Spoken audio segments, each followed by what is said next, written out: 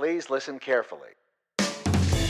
Hello, universe. Welcome to the Optimist Daily Update. I'm Summers McKay. And I'm Kristy Jansen, and we are part of the team behind the Optimist Daily, making solutions the news. We bring you reader-funded solutions news every day in order to change the tenor of news media, social media, and the direction of your day to help us all get focused on solutions. 7 days a week, we publish positive news stories written by award-winning journalists and delivered online to your inbox and through our social channels. And also, we are sharing these solutions in a commute-worthy, walk-worthy, and home office-worthy podcast. Today is Monday, the 4th of April, 2022.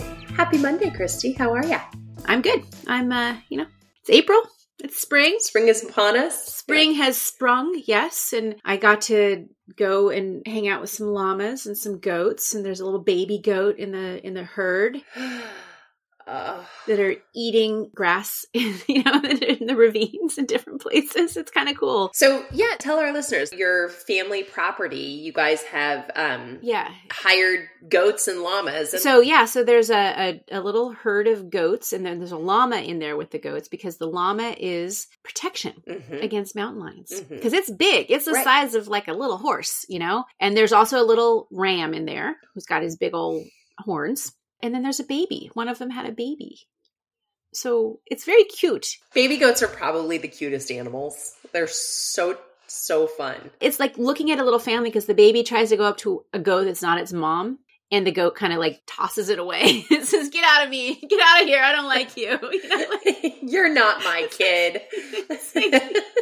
Or maybe it's just like an older brother or older sister. I don't know. Right. It's just like, okay, I don't want to deal with you right now. Oh, how funny. Go eat grass somewhere else. There is a baby goat at my daughter's school as well, and it is so cute. And the house that we're staying at, the yard, apparently every year there is a mama deer who comes and has her fawn in the yard. So there's this area in the back of the property. Oh. And I'm very much hoping that we can get Denali Sally kind of settled down enough so he won't scare that mama deer away. Yeah. Anyway, sweet summertime, springtime thoughts today here on the Optimist Daily, but also ice volcanoes. Oh, wow. An ice volcano. Talk about that. Okay. My headline today reads, "How There Can Be Ice Volcanoes on Pluto." Kristy and I love to talk about space and all the things we learn from space and otherworldly things about our universe the farther out into space we explore. And some of our discoveries bend our understanding of science and some completely baffle us. This is the case now that scientists have confirmed that there are, in fact, ice volcanoes on Pluto. When NASA's New Horizons spacecraft flew past Pluto in 2015, we got a glimpse of some kind of cool but perplexing features on the dwarf planet's surface. Remember, there was a time when Pluto wasn't a planet, and then it was. Poor Pluto. Yeah, is it considered a planet again? It's back to being a planet, yeah. Okay, but with the dwarf in front of it. Yeah, okay. Dwarf planet. Okay. So one of my favorite books that we read at Brennan School is called Poor Pluto. And it's all about how Pluto got kicked off being a planet. The full analysis of these photos that New Horizon captured back in 2015 show that these icy, slushy volcanoes are in fact ice volcanoes. They look like a whole collection of small volcanoes. They thought they were originally two, and now they are actually seeing that they're a collection of many ice volcanoes, some 7,000 meters high and 150 kilometers across. So instead of lava, do they pour out ice? Exactly. Oh, wow. Right? So the lead doctor and co-investigator, Dr. Kelsey Singer, is quoted as saying, "It's considered kind of a big claim to have icy volcanism. It's theoretically possible, but there aren't a ton of examples in the solar system, and they're all really different looking and do not look like the features on Pluto.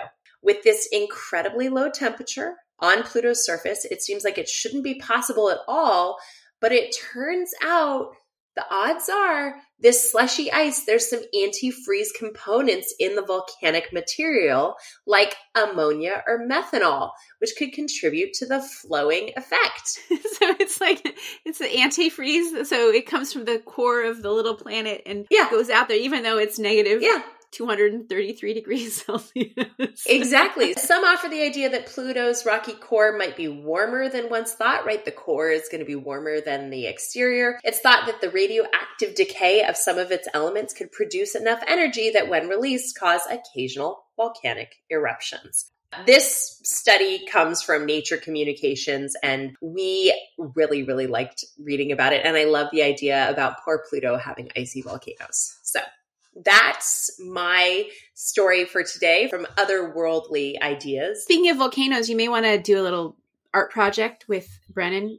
Make a little volcano. That's really fun for a 3-year-old. This is all about my daughter today, but volcanoes are her favorite thing. And we love volcanoes. She wants us all to dress up as a family of volcanoes for Halloween. Actually, she asked if we could dress up as a family of volcanoes for Easter, which she's not totally, she likes to wear costumes for holidays. She hasn't fully understood that it's just Halloween. But there's a song, there's like a Disney short called Lava, and it's all about volcanoes. And so we watch it thousands and thousands of times.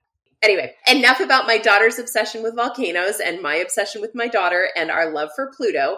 What do you have to share today, Kristy? Well, the headline that I chose reads, How Your Microbiome Can Affect Your Mood. And this is a subject that I find fascinating. It seems obvious that food conveys a tremendous array of emotions. It's how we express love to our partners, our kids, our friends. We make them their favorite meals. It's also something that you need. And if you have a good meal, you can feel really energized. If you have a fast food meal, it can actually kind of weigh you down. You have that feeling. There's a recent study that really does show that food can directly impact your personality, depending on how your microbiome is processing it. This is a new study from Texas A&M University. They researched the correlation between the microbiome and 4 physical moods, which are categorized as mental energy versus mental fatigue and physical energy versus physical fatigue. So it's not like emotionally, like, are you happy or depressed or sad? Well, and mental fatigue is going to lead to probably being more grumpy and probably being more, absolutely, depressed. It makes the world feel more challenging. It makes things harder. They found that bacteria linked to metabolism were associated with mental and physical energy, while bacteria linked to inflammation were associated with mental and physical fatigue. And these are all factors in how a person feels or behaves. This came out of a journal called Nutrients. And in the study, they looked at participants who were involved in a larger study on microbiome health. And participants were asked to attribute their moods and energy levels to exactly what was in their guts' microbiomes. And they found that mental energy, mental fatigue, physical energy, and physical fatigue were all connected to distinct and sometimes overlapping gut bacteria profiles. So how can you upgrade your interior microbiome? That's just something to think about. This article doesn't go into how to repair it, although there's another article in today's headlines, which is about a 3-day routine to give your gut a proper cleansing. Maybe that's a start. And moving your microbiome in the right direction. Right. But definitely eating well-balanced, high-fiber diet is one of those things. It doesn't go into that here. I'm sure there's an article in the Optimist Daily that does talk about how to support your microbiome and support those bacteria that actually give you more energy. But the thing that's interesting about this study is that it's a direct link. Showing that direct link can maybe bring more awareness to the importance of proper nutrition. Because fatigue is this pervasive issue, but it's really not well understood. And many nutritionists and researchers agree that poor diet is a heavy contributor to fatigue, but there's more research needed to really understand why. And it's often overlooked in the face of other health issues. So if you have other chronic disorders, that might get blamed. If you have a cardiovascular situation or diabetes or something like that, and you have fatigue, they're like, oh, well, it's because you have this chronic disease that you are not feeling well. But if you really improve your diet, it can actually really improve your fatigue. Right now I've been struggling with fatigue and just sort of life transition fatigue. And a big focus is shifting my nutrition. Also getting medical checks and making sure, that because I'm in my mid-40s, I could be going through, perimenopause, but also a big part of it is what is the healthiest way to treat my microbiome now. And I think what is good for our microbiome at certain times can change, right? So the nutrition that was priority when we were younger evolves over time. I'm ready to not be fatigued. I'm also ready to read some other amazing stories on the Optimist Daily today. Other stories today. I already talked about the 3-day routine that will give your gut a proper cleansing. There is a new game-changing synthetic antibiotic that scientists have come out with. There's another breakthrough in the quest to create truly hypoallergenic cats. What else, Summers? There is a cultural center in Sweden that makes the case for wooden skyscrapers. When it seems impossible to find your confidence at work, follow these 3 tips. How much energy?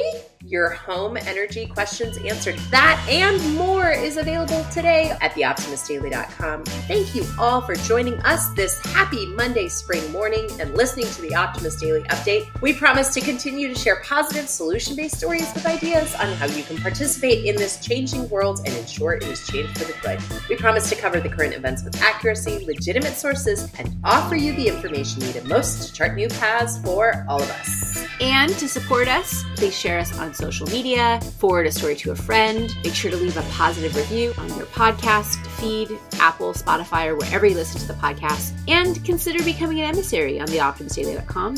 You can actually support us on a financial level. And starting for just $5 a month, you can help us keep going, keep the lights on here at the Optimist Daily, and keep it free for everyone who needs it, supported by those of us who can. That's it for today, everybody. We'll be back tomorrow with more solutions. Bye, guys.